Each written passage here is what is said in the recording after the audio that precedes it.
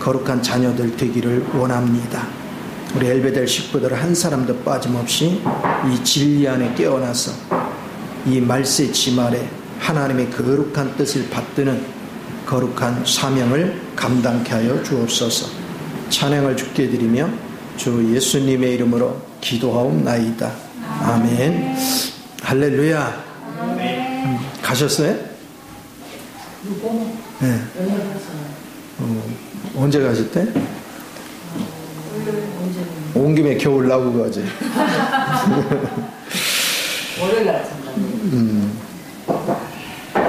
자, 골로새서 2장 16절에서 19절까지를 보겠습니다.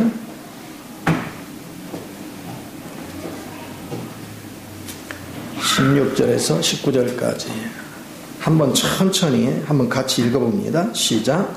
그러므로 먹고 마시는 것과 절기나 초하루나 안식일을 이유로 누구든지 너희를 비판하지 못하게 하라.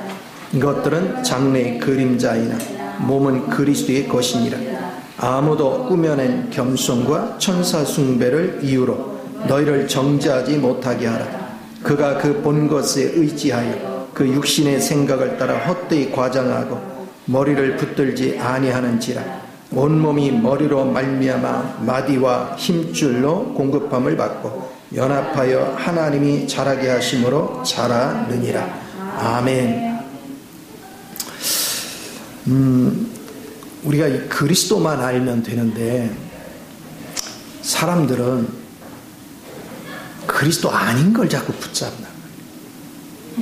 이게 심각해요. 한번 이런 생각을 해보세요. 자, 예수님 어떤 분이에요?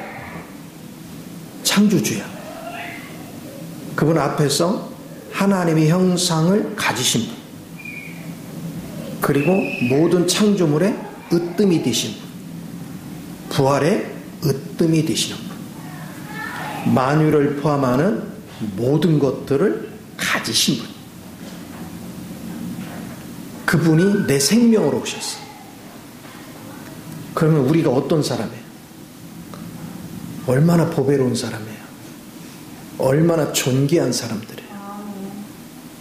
그리고 얼마나 부유한 사람이에요? 그런데 대부분의 신앙인들이 이 사실을 몰라. 나 예수 믿는다고 해놓고 그 사실을 몰라요. 만약에 이 사실을 안다면 낙심할 일이 없지요. 불안할 일이 없어요. 좌절할 일이 없어요. 날마다 자유하고 날마다 평안하겠죠.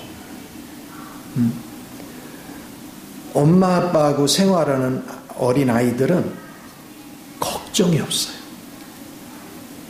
왜 걱정이 없어요? 예.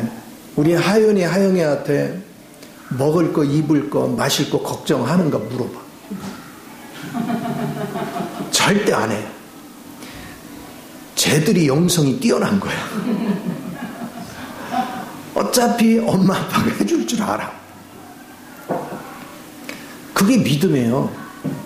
그러니까 우리가 하나님을 아는 것도 그렇게 믿는 거예요. 그분이 내 생명으로 오셨기 때문에 걱정할 게 없는 거야. 그분이 책임지는 걸 믿는 게 믿음이거든요. 근데 안타깝게도 많은 사람들은 주님 어디 계세요? 그러면 여기요 그러거든요.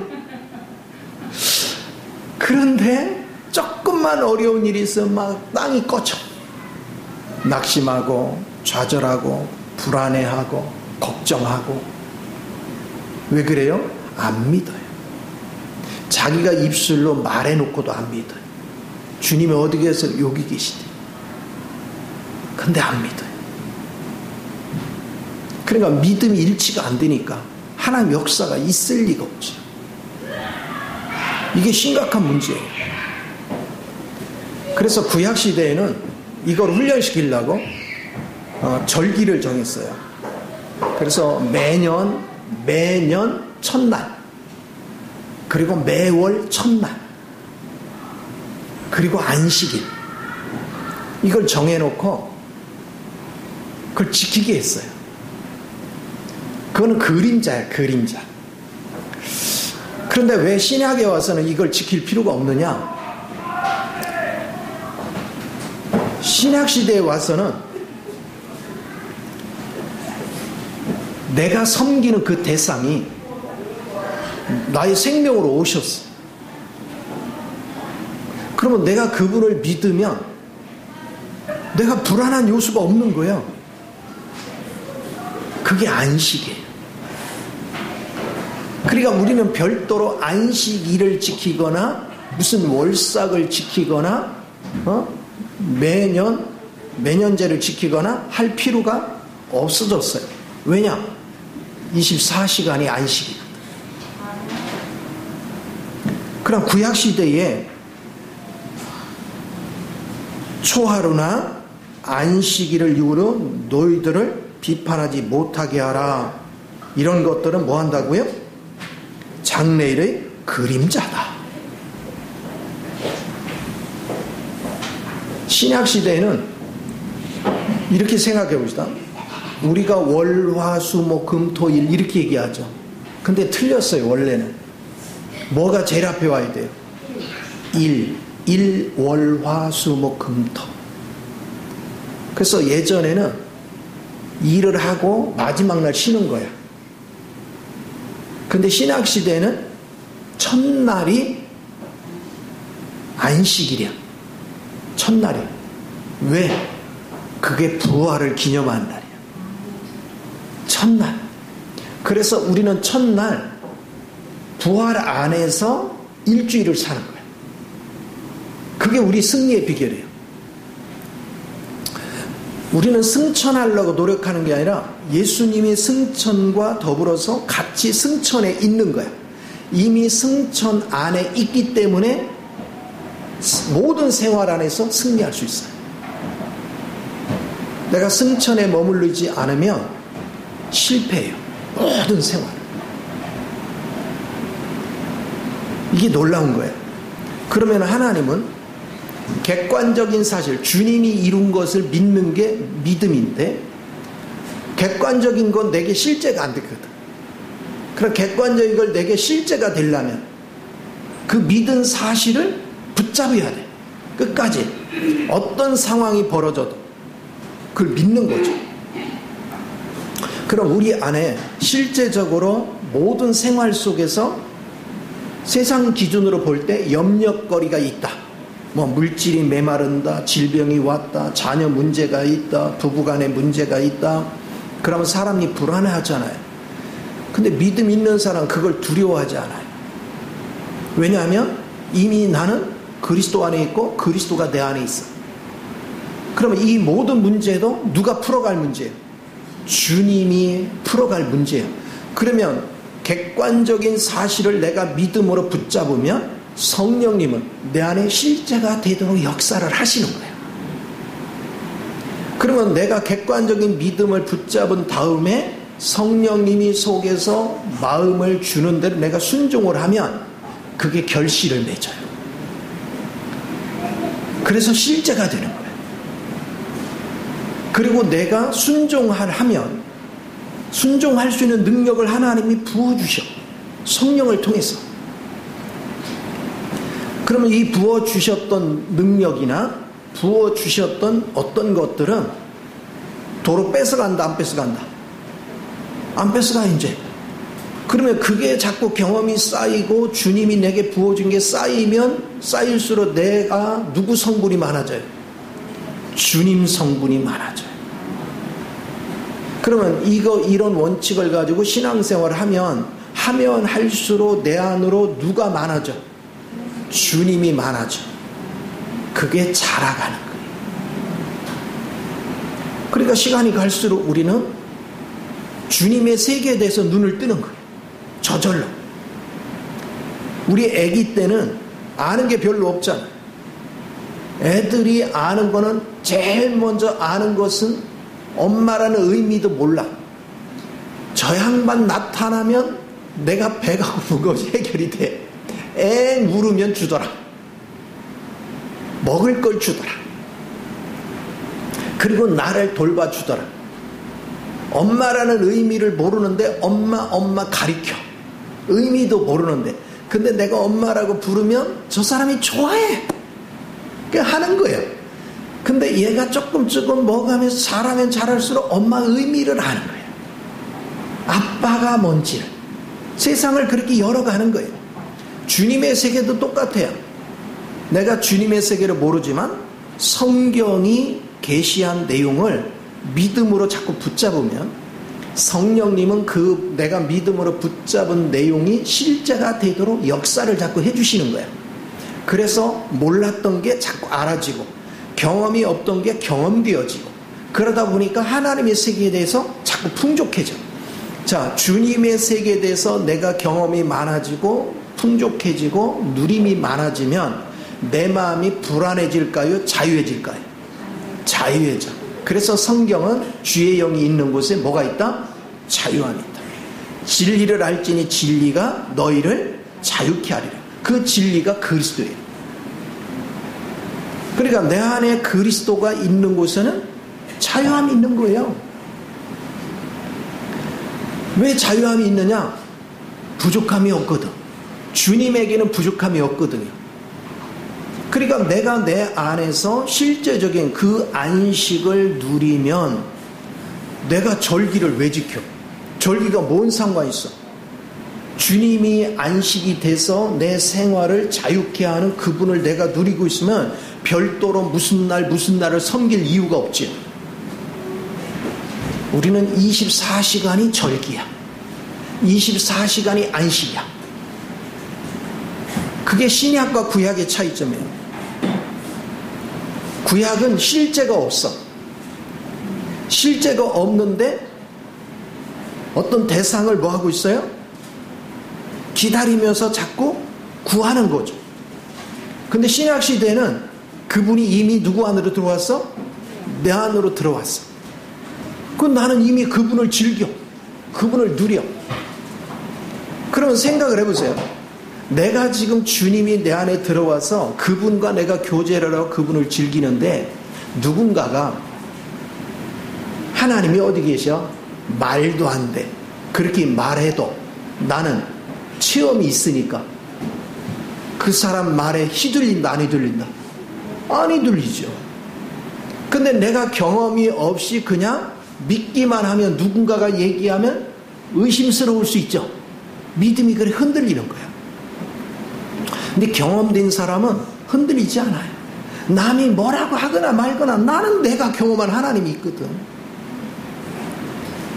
이게 중요한 거예요. 이제 우리의 신앙생활은 그림자를 붙잡으면 안 돼요. 실제를 붙잡고 살아야죠.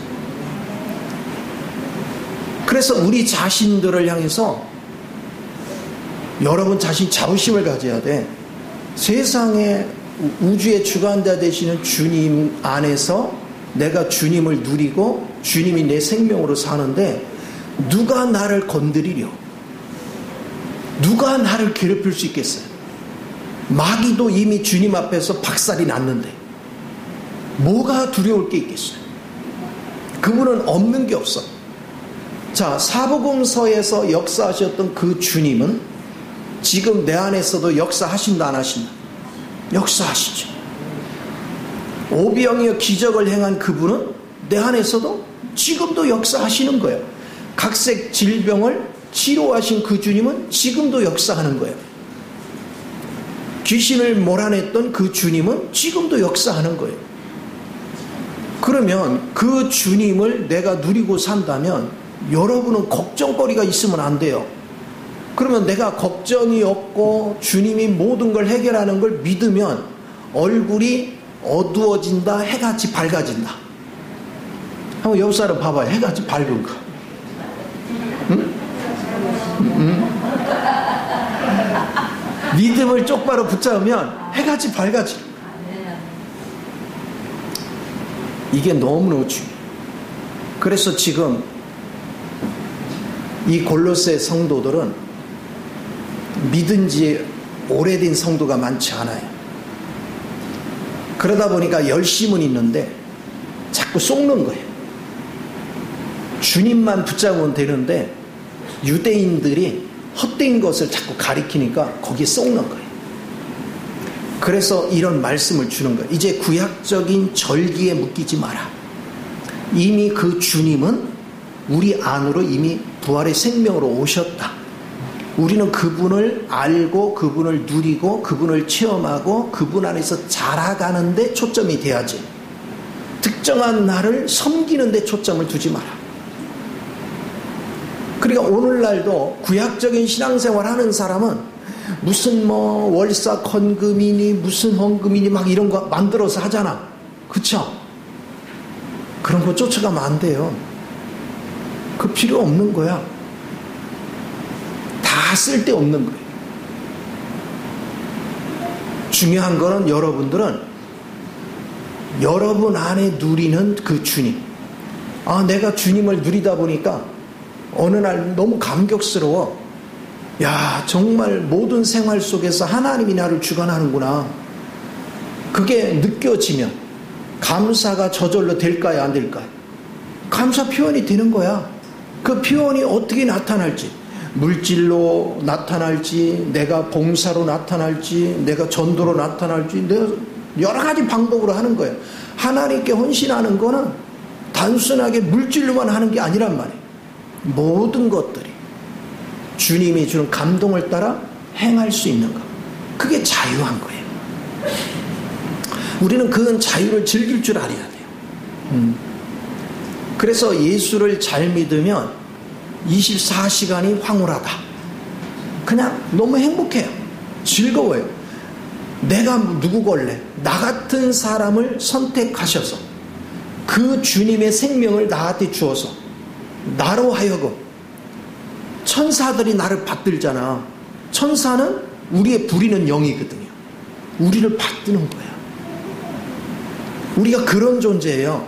그런데 예배당 뜰을 평생을 다녔는데도 오만상 찌푸리고 사는 사람 왜 그래요? 그 주님을 만난 적이 없어. 그냥 종교적으로 왔다 갔다만 한 거예요. 예수를 믿은 적이 없어. 절에 다니면서 부처상에 비나이다 하는데 대상이 예수로만 바뀐 것 뿐이야. 예수의 생명이 내 안에서 역사를 하면 생명은 머물러 있어요? 자라요? 자라게 돼 있어. 내가 그냥 대충 예배당 뜰을 밟았어도 여기에 예수가 살면 그 예수는 자랄 수밖에 없어. 빨리 자라지 못하더라도 더디게라도 자라. 그럼 그 주님을 경험하지요. 주님을 체험하면 할수록 주를 향한 마음이 불타오르게 돼 있어요. 이게 산믿음이에요. 그래서 우리는 실제적인 믿음을 갖는 게 대단히 중요하다. 그래서 우리는 주일을 섬기는 것은 주의 날이라고 하잖아요. 주일을 섬기는 건 부활을, 첫날을 섬기는 거예요. 기념하는 거예요. 부활을 누리는 거예요. 끊임없이. 그냥 기념만 하면 안 돼요. 내 안에 있는 부활의 생명을 뭐 해야 돼요? 감사를 하는 거예요. 누리는 거예요. 이런 생활이 되어질 때 우리 삶이 자유해진다. 자, 그런가 하면 이런 얘기를 해요. 아무도 18절에 아무도 꾸며낸 겸손과 천사 숭배를 이유로 너희를 정죄하지 못하게 하라 그래요. 꾸민 겸손, 천사 숭배, 이거는 막 은사를 추구하거나 겸손해지려고 애를 쓰는 거, 그거는요 아무 필요가 없는 거야. 여러분이 그리스도를 살면 그리스도 자신이 겸손이야. 그리스도 자신이 온유하셔. 그러니까 내가 그리스도 생명을 살면 겸손해지려고 노력하는 거야? 그냥 겸손이 나오는 거야? 겸손이 나오는 거야. 온유함이 저절로 나오는 거예요. 근데 그리스도를 살지 않으니까 자동으로 안 나오는 거야. 겸손하려고 노력해도 겸손이 안 나와. 그거는 종교 생활하는 거지요. 그리스도를 사는 게 아니에요. 그리스도를 살아야 축복을 누리는 거지, 종교 생활하는 곳에는 아무런 축복이 없어요. 이것을 우리가 알아야 돼. 그래서 그리스도를 제대로 만나야 된다. 이게 굉장히 중요한 겁니다. 제가 이렇게 아파트에서 그때 이제 헬스장에서 운동을 하는데 나한테 자꾸 말 붙이는 한 할아버지가 있어요. 저보다 한 대여섯 살 좀 무인데 매일같이 이렇게 얘기하면 며느리가 어떻고 아들이 어떻고 그리고 직장 무슨 직장인데 아마 은퇴하고서 이렇게 주민센터에서 뭐 하는 그런 직장 같아요. 갔다 오고 나면 막 그냥 욕들을 해요. 전부 다 부정적이에요. 세상에 대해서 전부 다. 그래서 제가 하루는 운동을 하다 말고 이렇게 대화를 하는데 그랬어요. 올해 몇이나 드셨어요? 그랬더니 물어보니까 나보다 대여섯 살 많아요. 아우 저보다 많으시네요. 그러면서 제가 그랬어요. 아니 제가요 깜짝 놀란 게 있어요. 그랬더니 뭘 놀랐느냐, 70이 넘었는데도 아직도 원망 불평이 나오는 게 기적이고요, 며느리 욕하는 게 기적이고요, 세상 사람 욕하는 게 기적이라고. 그랬더니 눈을 휘둥 떠요. 뭔 뜻인지를 모르는 거야. 아니 50대가 되면 지천명이라고 하잖아. 하나님이 우리에게 준 뜻이 뭔지를 아는 나이가 50대래. 그럼 60대는 이순이야. 이순이면 세상의 소리를 들을 줄을 알아. 분별할 줄 안다 이 얘기야. 근데 아직도 그게 안 돼.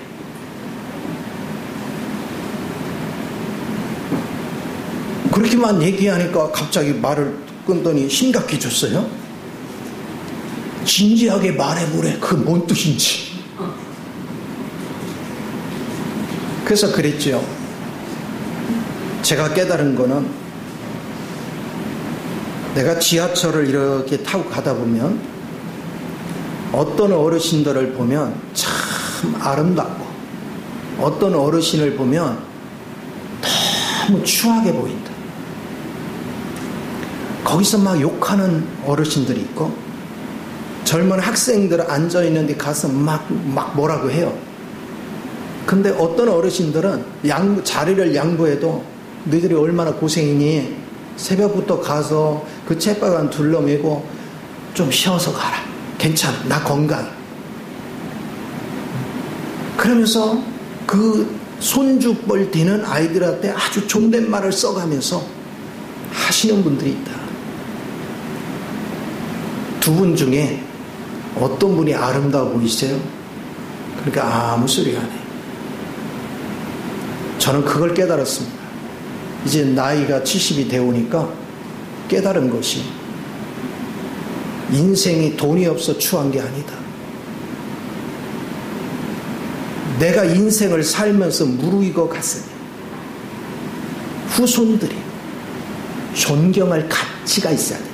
거기에는 말이나 행동이나 모든 것 속에 인격이 묻어나 거룩한 인격이. 그래서 자식들이 보기에도 존경스러워. 말이나 태도가 너무 존경스러워. 본받고 싶어. 그러면 자식들이 함부로 안 한다. 근데 내가 입술이 거칠고 욕을 하고 판단하면 자식들도 저 늙은이 그럽니다. 그럼 꼴보기 싫어합니다. 그러면 그거 보기 싫다고 화를 냅니다. 그렇게 하도록 원인 제공이 한 살에 더 먹은 어른에 있는데 갑자기 심각해지더라고요. 그리고 그 이후부터는 운동하면서도 절대 말을 안 해. 누구를 험담하거나 그렇지 않아요. 그냥 인사만 하고 깍듯하고 자세가 바뀐 거죠. 심각히 받아들인 그분이 복 있는 거죠. 그게 은혜인 거예요. 인생을 어떻게 사는 게 가치. 죽을 때 돈 싸들고 가는 거 아니에요. 우리는 주님 앞에 갈 때 내가 육체로 필요로 하는 거 가지고 심판받는 게 아니에요. 내가 주님의 성분이 얼마나 많으냐, 그리고 주님을 얼마나 표현하며 살았느냐. 주님의 심판대 앞에 가서는 주님이 심판할 게 그거밖에 없어요. 그럼 우리가 나이가 들었으면 이제 주님 앞에 갈 날이 가까이 오면 준비를 해야지. 평생을 살았는데 말도 한마디 한마디라도 존경스러워야지. 이게 가치가 있잖아요. 제가 부산에 가서 집회를 할 때 그런 이제 장로님들이 쭉 앉아 있는데 제가 이런 얘기를 한 적이 있어요. 여기에 계신 어르신들은 아주 훌륭하게 훈련을 받았겠지만 제가 저쪽 동네 집회하는 게 보니까 어르신들이 말을 함부로 하더라. 그러면서 젊은 사람들을 막 판단하고 정죄하고 그러더라. 그러니까 애들이 듣기 싫어서 자꾸 교회를 떠나게 하더라. 그걸 오늘날 젊은이들이 꼰대라고 부른다. 꼰대라고. 그게 꼰대예요. 그러나 하나님을 아는 사람들은 말이나 행동이나 모든 태도 속에 젊은이들이 존경하게 만든다. 그럼 대접받는다. 나이가 들어서도 젊은이들한테, 밑에 사람들한테 존경을 못 받고 손가락질 당하는 것 같이 추하고 더러운 게 없다. 그러면서 입술로는 나 예수 믿어, 내가 장로야, 내가 목사야, 그렇게 말하면 말할수록 하나님의 얼굴에 쉽게 말하면 똥칠을 하는 거다. 복음이 뭔지를 바르게 알아야 된다. 오늘 주님을 나의 안식으로 누리는 사람은 특별한 절기를 지킬 필요가 없고 우리가 천사 숭배나 이런 거에 매일 필요가 전혀 없어요. 일부러 내가 겸손한 자로 꾸밀 필요가 없어요. 주님을 살아내면 저절로 겸손하고 저절로 온유하고 저절로 바른 태도를 갖고, 그러니까 모든 사람으로부터 존경을 받는 거예요. 존귀함을 받는 거예요. 이게 얼마나 귀해요. 자식들한테서 나는 우리 엄마 아빠를 존경한다 소리를 들어야죠. 돈이 많고 적은 게 중요한 게 아니에요. 우리에게서 흐르는 인격, 우리가 나이 들었다고 자랑거리가 아니라 내가 변화되지 못한 게 부끄러운 걸 알아야 돼. 뭐가 부끄러운지를 아는 사람이 인생을 아는 사람이에요. 그런 사람만이 바른 인생을 살아요. 교회 안에서 신기해요. 집사 때는요 아주 겸손하던 분이 장로만 되면요 이렇게 성도들이 시험을 많이 들어. 말을 지적질을 하도 하고 가시가 돼서 쿡쿡 한마디씩 찔러. 그러니까 자꾸 그분을 피해서 이리 피하고 저리 피하고, 어떤 사람은 저 양반 때문에 못 나오겠네 하고 교회 떠나고. 그런 사람이 하늘나라 가서 무슨 상급이 있겠어. 그런데 자신은 그걸 몰라. 그게 부끄러운 거예요. 주변 사람들이 내게서 그리스도의 인격이 나오기 때문에 나를 존경하는가, 나에게서 악취를 느끼는가, 그거 하나도 분별을 못 해가지고 그걸 신앙생활이라고 하고 있으면 얼마나 부끄러운 일이에요. 부끄러운 일을 해놓고도 내가 부끄러운 존재인 것조차도 몰라. 대단히 서글픈 일이죠. 그래서 우리가 나이가 들면 들수록 말 한마디, 행동거지 하나하나도 자기 나이만큼 생각하고 행동해야 돼요. 70은 70번을 생각해야 돼요. 나의 태도, 행동, 말 한마디 한마디를 깊이 성찰하면서 내가 하나님을 기쁘게 하는 말을 하면 우리 집안에 축복을 끌어와요. 그런데 주변 사람들을 힘들게 하는 것은 하나님을 욕되게 하는 거예요. 그러면 우리 집에 귀신이 몰려들어와요. 집안을 귀신 소굴로 만드는 사람이 있고 집안을 하나님의 영으로 충만히 채우는 사람이 있어. 그 차이가 뭐냐? 내가 구약적인 그림자에 속한 어떤 날이나 절기나 천사 숭배나 은사나 이런 걸 추구하는 사람들은 이렇게 언어가 순화가 안 되고 하나님의 기뻐하지 않는 언어를 해서 귀신을 끌어들여 그런 인생을 살아요. 그러나 신약적인 부활의 생명을 사는 사람들은 내 안에 실제 사시는 주님을 주목합니다. 그리고 주님이 기뻐하는 말을 하고 주님이 기뻐하는 행동을 하고 주님이 기뻐하는 일을 합니다. 그런 사람은 사람의 마음을 아프게 하지 않아요. 사람 마음을 기쁘게 해줘요. 사람들의 마음을 복돋아줘요. 생기가 나도록. 우리 주님이 요한복음 10장 10절에도 그랬죠.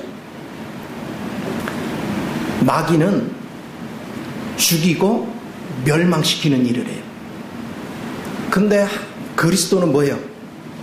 생명을 주되 풍성케 하신다. 우리를 생기 있게 만들어요. 활력이 넘치게 만들어요.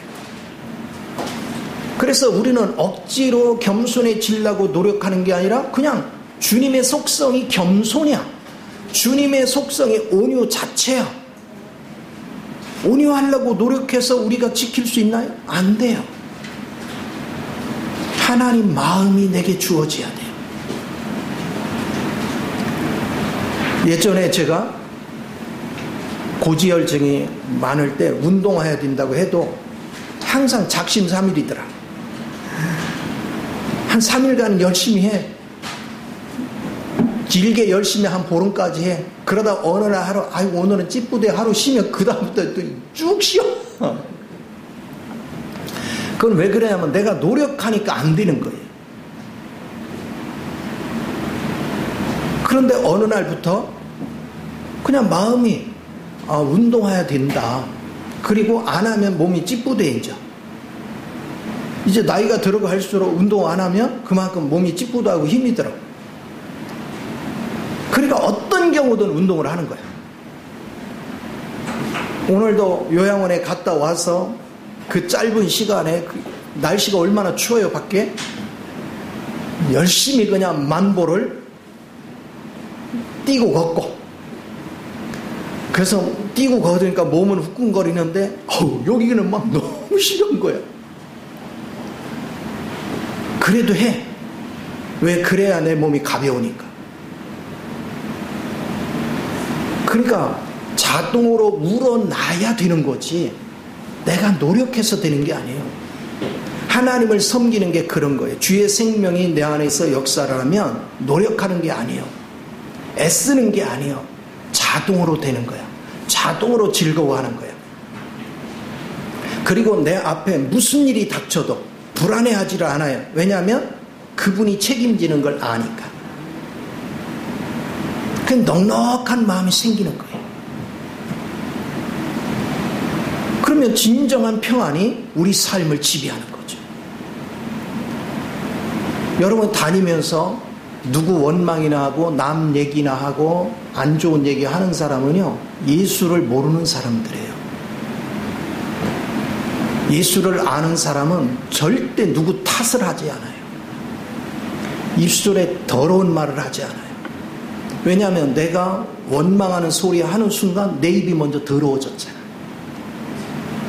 그러면 여기에 귀신이 역사하는 거예요. 우리 삶을 황폐하게 다 만들어.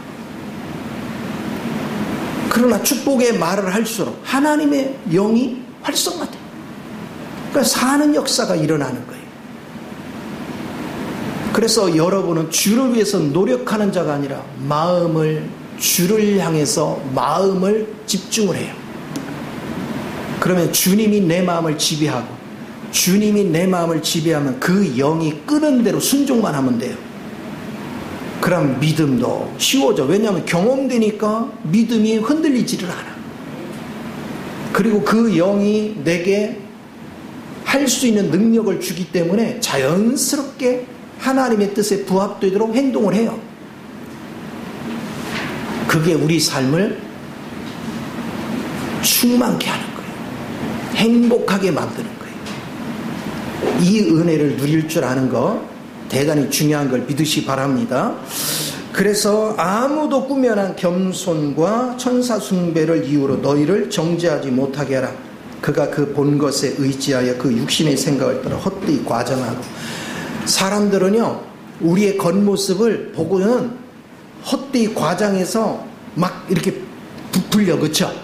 하나 잘못하면 열을 잘못한 것 같아 막 부풀려.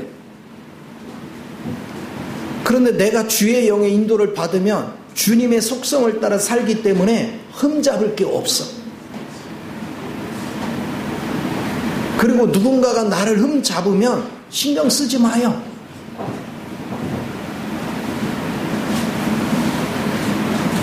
어떤 분이 그러잖아. 누군가가 나한테 뭔가를 이렇게 주잖아요. 받으면 누구 거가 돼? 우리 김지현 사무가 뭔가를 나한테 주었어. 그럼 내가 받으면 누구 거가 돼? 내 거가 되잖아. 안 받으면 내 거 아니잖아. 그러면 저 사람이 나한테 욕을 해. 내가 거기에 안 받아버리면 내 거 아니잖아. 그런데 사람들이 왜 성질내? 받으니까. 받으니까 자기 거가 되는 거야. 그러니까 성질내는 거야. 그럼 그 욕한 거는 축복이야, 저주야? 또 저주를 덥석 받아먹네? 그럼 같이 성질 부려. 그러니까 망하는 거예요. 그런 걸 왜 받아요? 내가 안 받으면 내 거가 아닌데. 우린 축복만 받아먹는 거예요. 이게 대단히 중요한 거예요. 그래서 하나님을 바르게 아는 사람들은 분별을 하는 거예요. 안 좋은 소리에 반응하는 게 아니라 그건 받아먹지 마. 좋은 것만 받아먹어. 이 은혜를 우리가 자꾸 누릴 줄 알아야 돼요. 그리 되면 누군가가 나를 함부로 판단하지 않아요. 내가 그리스도를 바르게 살면 아니 주님의 향기가 나가는데 누가 나를 무시하겠어요.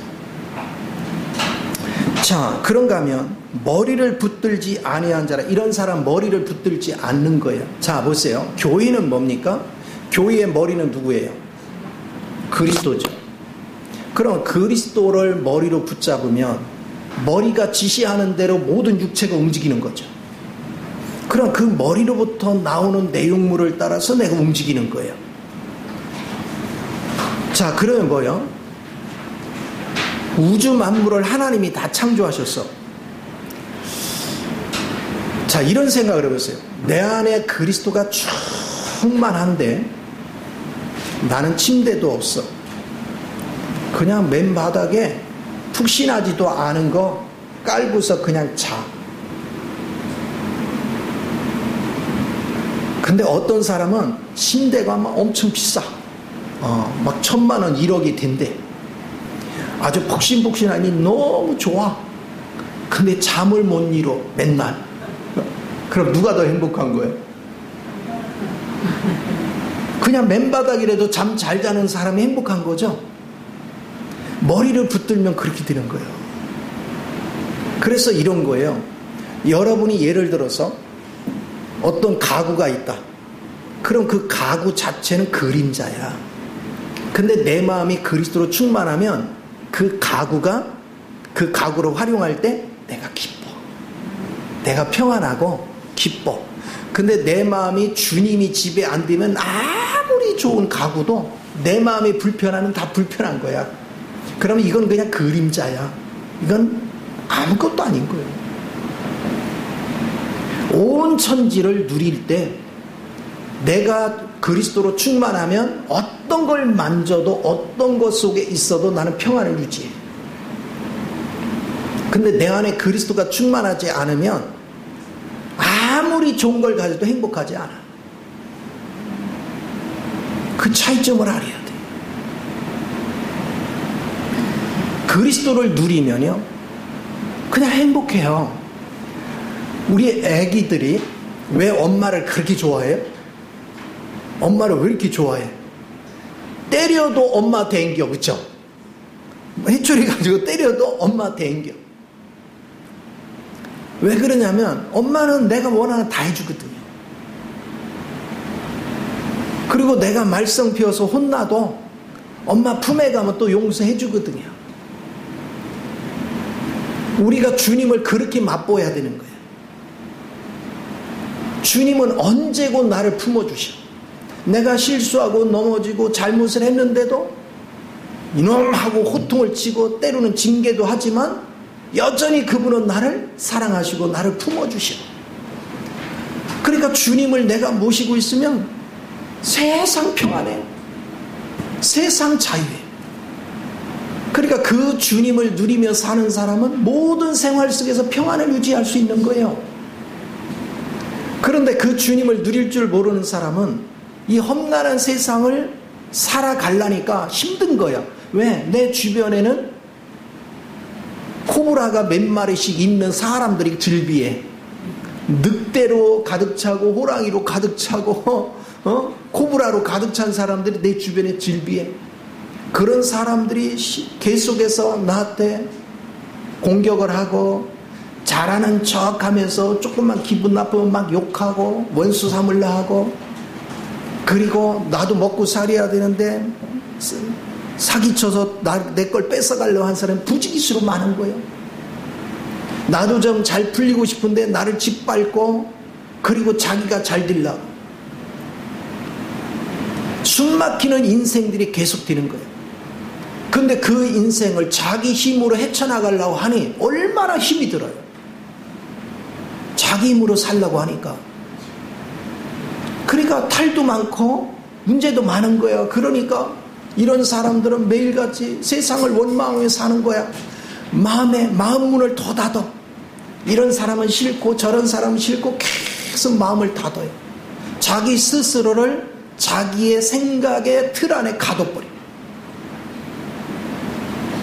그리고 그거를 방어하려고 그래. 감옥에 있는 사람은 행복할까요? 그렇지 않죠. 자기 스스로가 자기 자아의 감옥 속에 갇혀. 그러니까 인생이 낙이 없는 거예요. 그런 사람은요, 이게 갇혀 있는 사람은 마지막 자기의 영역이 자기의 삶의 보루야. 그러니까 나를 누군가 건들면 못 견뎌. 막 혈기를 부려가면서 그걸 지키려고 하는 거예요. 그러니까 비참한 인생을 사는 거예요. 악을 써가면서 사는 거예요. 그 얼마나 불쌍해요. 그런데 하나님을 누리니까 다 오픈되는 거야. 왜 오픈돼요? 어떤 것이 와도 내 안에 있는 주님이 계시니 악은 틈을 못 타. 주님이 밝히 아시기 때문에 나를 누군가 사기칠 수가 없어. 주님이 밝히 아시고 분별을 해주거든. 그러니까 나는 항상 마음이 넓게 열려 있어. 그러니까 자유하죠. 그래야 행복해. 그래서 머리를 붙잡고 그리스도를 머리로 붙잡고 사는 사람은 가면 갈수록 마음이 자유해져. 평안해져. 그리고 확신에 찬 인생을 살아요. 그리고 그 사람의 인격은 사람들이 보기에도 향기로워. 저 사람의 태도나 저 사람의 언어 생활이나 저들의 삶의 행위 하나도 버릴 게 없어. 참 존경스러워. 그런 인생을 사는 거예요. 나이가 들어갈수록 주님 안에서 그렇게 살면 스스로가 떳떳해. 스스로가 자유해. 그런데 주님을 누릴 줄 모르는 사람은 스스로가 떳떳하지가 않은 거예요. 그러니까 스스로가 떳떳지 않으니까 평안하지 않아. 그래서 숨어. 자기의 감출 게 너무 많은 거야. 그러니까 자꾸 숨는 거예요. 세상에 갇히는 거예요. 그 아까운 인생을 하나님이 주셨는데 그 대부분의 인생을 쫓기듯이 그리고 포장하듯이 꽁꽁 매고 아무것도 받아들이지 않고 혼자서 저 사람은 이래서 싫고 저 사람은 이래서 싫고 저 환경은 이래서 못 가고 맨날 원망하고 불평만 하고 살아. 그러면서 인생을 순식간에 허비를 해. 얼마나 불쌍해요. 고린도서 5장에서 인생은 뭐라고 했습니까? 우리 육신은 한 번은 다 죽어 누구나. 근데 죽기 전에 우리가 탄식하며 사는 것은 이 오염된 사탄에 의해서 오염된 나를 하나님의 생명으로 충만히 채우려고 탄식하며 기도하는 거예요. 우리에게 주어진 인생이 주님으로 채워지면 나이가 한 살 한 살 먹어갈수록 이제는 내 안에 그리스도 영이 충만해지고 그리스도 영이 충만하면 그리스도의 인격이 나가고 그리스도의 능력이 나가고 그리스도의 부요함이 나타나면 우리는 존귀한 대상으로 바뀐단 말이에요. 이런 사람이 주님 앞에 설 때 떳떳하죠. 누구 앞에서도 내가 대우받았고 인정을 받았어. 그리고 내 양심이 나는 하나님 위에는 관심 없어. 스스로 양심은 알아. 그러면 주님 만날 때 떳떳하죠. 아, 내가 주님 만나 심판대에서 어떻게 될 거 염려하지 않죠. 왜? 내 진실을 내가 아니까. 내 양심이 아니까. 그러니까 당연히 내 양심이 하나님께 떳떳하니 나는 하나님께 상을 받을 것이다. 그게 당연한 거 아니에요? 세상에 불의를 행해가지고 돈 번 사람들은요, 항상 뭐 감사가 나온다, 무슨 회계 감사하네, 뭐하네 그러면 불안해하는 거야. 근데 정직하게 산 사람은 불안할 이유가 없어요. 제가 운전을 하는데 가끔가다 그래요. 저 경찰이 있다 그래요. 아니 어쩌라고. 내가 불법을 행했으면 경찰이 있다 그러면 긴장해요 안 해요? 긴장해. 근데 내가 법규를 지켰으면 긴장할 이유가 하나도 없죠. 당당하게 가죠. 세상에서 힘들게 사는 사람들은 다 불법을 행해서 그래요. 내가 떳떳하면 괴로워할 이유가 아무것도 없어요. 불안할 요소가 아무것도 없어요. 그리스도를 머리로 붙잡은 사람은 떳떳해요. 그리고 그 안에서 성장하면 성장할수록 내가 그리스도의 인격으로 바뀌어요. 그리스도의 겸손과 온유를 배우고 그분의 관용을 배우고 그분의 빛이 내게서 나타나요. 나의 착한 행실이 모든 사람에게 빛이 되어지고 하나님의 영광을 드러내게 돼요. 그러니까 자신도 당당하고 주변 사람들도 우러러보고 더군다나 우리 주님도 나로 인해서 영광을 받으셔. 얼마나 행복한 인생이에요. 이게 믿음의 삶이에요. 그런데 자꾸 무슨 날짜를 월삭을 지키네, 무슨 안식일을 지키네, 천사 숭배를 하네, 아이고 겸손하게 살아야지, 노력하는 건 머리를 잡은 게 아니다. 머리 되시는 그리스도를 생명으로 누리는 자가 아니다. 그런 사람은 삶이 고달프다, 힘들다. 그런 말씀을 지금 하고 계시는 거예요. 머리를 붙들지 아니한지라 온몸이 머리로 말미암아 마디와 힘줄로 공급함을 받고 연합하여 그래요. 우리가 머리를 붙잡아서 주의 영을 붙잡으면 자연스럽게 주님은 이 땅에 오실 때 어떻게 오셨어요? 주님이 맨 처음에 세상에 올 때 세상에 쓸만한 사람이 있었어요, 없었어요?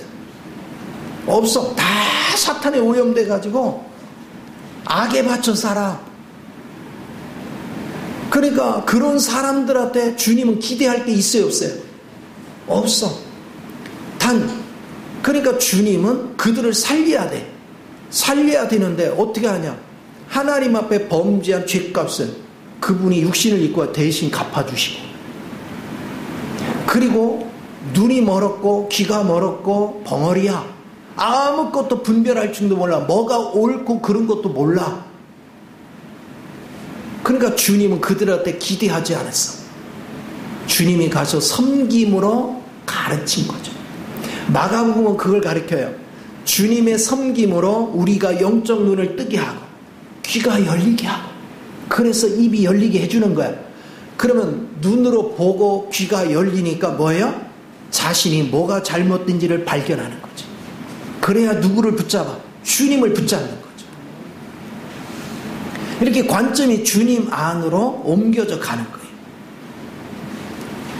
그래서 우리도 주님을 모시고 나면 사람들한테 기대하는 게 아니라 마땅히 섬김의 자리로 내려가는 거예요.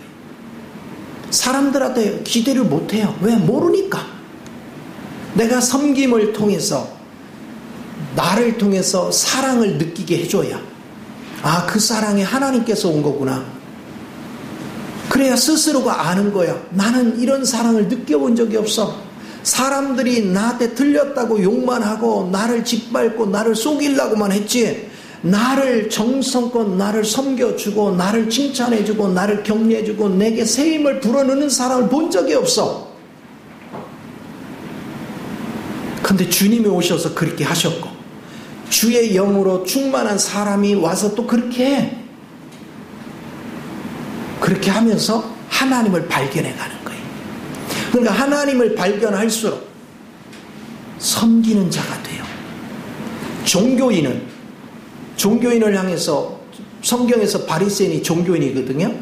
그들을 향해서 주님이 뭐라고 했어요? 이 독사의 자식들아 그랬죠. 오늘날 예배당 안에도 그런 종교인들이 많아요. 그들은 자꾸 누군가를 탓을 해요. 지시를 해요. 명령을 해요. 그리고 자기 마음에 안 들면 막 뭐라고 해요. 그래서 영혼의 심령을 아프게 해요. 고통스럽게 해요. 그게 귀신의 역사예요. 그리스도 머리를 붙잡은 사람은 섬기는 거예요. 사랑을 주는 거예요. 기다려주는 거예요. 온유와 겸손으로 오래 참고 기다리는 거예요. 그 사람 부족한 거 내가 도와주는 거예요. 그래서 주님이 하늘나라는 누가 큰 자래? 섬기는 자가 큰 자라. 가장 낮은 자리에 가서 섬길 줄 아는 사람일수록 큰 사람이에요. 이것을 우리가 봐야 돼요. 우리가 고린도전서 4장에 보면 사람들이 바울을 대할 때요, 천사들 앞에 구경거리가 되게 했어요. 완전히 저 미만에 바울을 대하기를 가장 천박한 자로 여기고 발로 잘글잘글 밟아. 그래서 천사들 앞에서 구경거리가 되게 해. 수치를 주는 거야. 그리고 쓰레기 취급해. 냄비에 그 끓음한 것이 쩔으면 그걸 찢기라고 하지요. 그런 찢기 취급을 해. 그런데도 바울은 그렇게 취급하는 사람들을 섬겼어. 그것도 미움으로 섬긴 게 아니라 사랑으로. 그게 머리를 붙잡은 자, 그리스도를 머리로 붙잡은 자,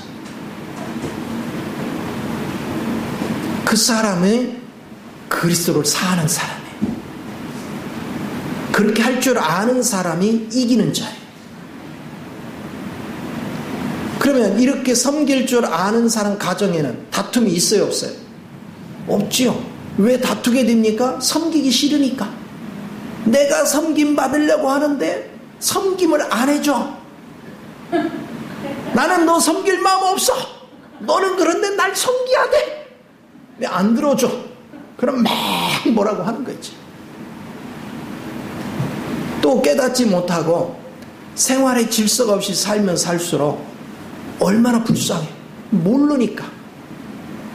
하나님께 나가서 기도하면서 저 영혼을 어떻게 섬겨야 될까? 하나님, 나는 섬길 능력 없지만 내 안에 계신 주님으로 인하여 저 사람을 섬기기를 원합니다.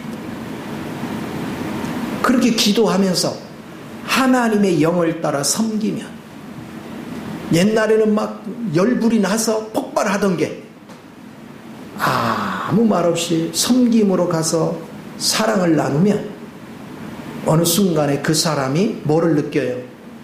나는 못된 짓을 하는데 변함없이 나를 섬기는 거에 감동하기 시작해요. 그래서 삶이 바뀌는 거예요. 변화가 일어나는 거예요. 사람의 마음이 바뀌는 건 사랑에 있는 것이지 가르침에 있는 게 아니에요. 지식 아무리 많이 가르쳐도 안 변해요. 교만해지기만 해요. 근데 사랑이 심어지면 변해요. 이게 굉장히 중요해요. 제가 한 번은 저 전라도 어느 시골에 놀러 갔다가 예배 드리려고 교회를 갔어요. 근데 연세가 그 당시에 내가 그때 50대였는데 거의 70 가까이 돼 보여요. 근데 설교를 너무 못해. 근데 성도들이 너무 환해. 너무 행복해. 그리고 그 시골에 성도들이 제법 많아요. 나중에 알아보니까 그 동네에 최소한 한 집당 1명 이상은 다 나온다는 거야. 그래서 이제 성도들하고 이렇게 식사를 하면서 여기 목사님은 어떤 분이에요? 야, 입이 닳도록 칭찬을 하는데 우리 목사님은요 정말 사랑이 많아요. 이렇게 섬기고요, 이렇게 섬기고 막 얘기해요. 내가 봐도 성경은 너무 모르는 것 같아. 근데 뭐가 흐르니까? 사랑이 흐르니까 영혼들이 행복해. 얼굴에 꽃이 폈어. 거기서 내가 깊이 깨달은 게 그거예요. 목회는 지식이 아니라 사랑이다. 주님의 사랑으로 섬기는 곳에 생명의 눈을 뜨는 거예요. 여러분 가정에서도 가족이 안 변한 이유가 뭔지 아세요? 율법으로 자꾸 가르치려고 해서 그래요. 안 바뀌어요. 그런데 상대의 부족함을 내가 끌어안고 섬기면 반드시 변해요. 우리는 머리를 붙잡고 주님의 사랑을 공급하며 나만 사는 게 아니라 옆 사람도 사는 거예요. 그걸 설명한 게 고린도후서 4장 10절에서 12절까지라고. 내 육체는 십자가를 지고, 그러면 내 속에는 생명이 저 사람에게 뭐예요? 흘러 들어가서 저 영혼을 살리는 거야. 우리는 이 복을 누리게 될 줄 믿습니다. 그래서 얘기하는 거예요. 마디와 힘줄로 공급함을 받고 연합하여 하나님이 자라게 하심으로 자란다. 그래서 가족 전체가 머리에 붙어서 다 자라가는 거예요. 영으로. 그럼 천국이지. 그게 그 가정이 교회가 되는 거예요.